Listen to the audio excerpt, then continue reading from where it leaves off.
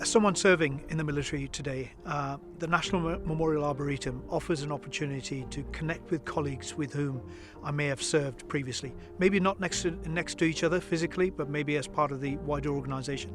But these may be colleagues who have made the ultimate sacrifice and sadly are no longer with us. The National Memorial Arboretum allows us at least to continue having that link with them in one way or another. The National Memorial Arboretum is an excellent opportunity for people, regardless of where they come from, to be able to come to a place which is very welcoming, very open, very interesting, and a place where people can reflect without actually having known the person at the end of the memorial. They can come here simply for a bit of solitude. They can come here simply to have a bit of quiet time. They can come here to offer their support to families of those service people who've perhaps made the ultimate sacrifice in the past. And really speaking, you don't need to be linked to the military. You could be a young person who's just wanting to learn a bit more about Remembrance, and you could come to the National Memorial Arboretum, which is open to the public, and you could just find out more. And it's a really, really informative place where you can learn so much more than what you think you may be able to learn. The National Memorial Arboretum has developed significantly over the last 20 years. Increasingly now, there are a number of memorials which are being put up which reflect previous contributions from diverse communities. We have the Sikh Memorial here. There are plans to establish a Muslim memorial. We've got the Jewish Memorial. So, you can be a person of faith or belief, or you could be someone of no faith or belief, and you could come here and find a memorial or find the entire environment which is conducive to your reflection. In my day-to-day job as the Army's liaison officer, I engage with predominantly Muslim communities up and down the country. I've been involved in at least a couple of initiatives here at the NMA where we have reached out to Muslim and other communities to come here and look at memorials which may be relevant to them.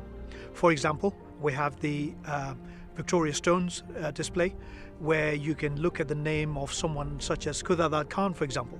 He was the first ever recipient of the Victoria Cross serving in the British Indian Army.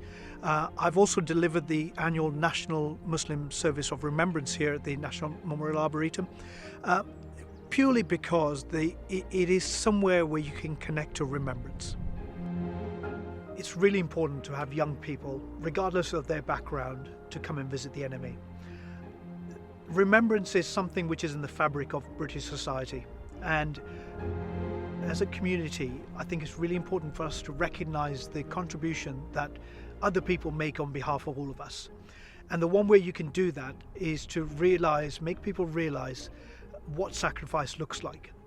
Now, that could be simply looking at a memorial, or it could be coming into a place where you can learn about the history of the contribution of, say, people who've served in the past. And the more you can learn and the more you can understand, the more you'll be able to really understand about what people went through and what people go through, so that the rest of us can enjoy the quality of life that we're used to. Coming here, we see literally hundreds of memorials, and each one has its own significance, and each one will have its own significance to a particular person. It may have a significance to a particular family or a group of people or friends, and therefore, as a person, I think, when you read some of the inscriptions, you can easily relate to almost any of them. For me, particularly, I think the Armed Forces Memorial behind me is one which I can relate to from a faith perspective. A Muslim soldier, Corporal Jabran Hashmi, who was killed in action in Afghanistan, is listed on the wall. For me, the blank plates are quite thought-provoking, the plates which are yet to be inscribed. The Victoria Stones memorial is one which is quite interesting, because it does give us that more broader knowledge base. So yeah, every memorial, I think, can have something for everyone, regardless of whether you may or may not have a personal contact to it. Seeing the Arboretum turn 20 is absolutely fantastic. However, I think for me, I'm looking forward to the next 20 years, looking forward to seeing more memorials which really connect with society, with British society, and I hope to continue coming here for a long time yet.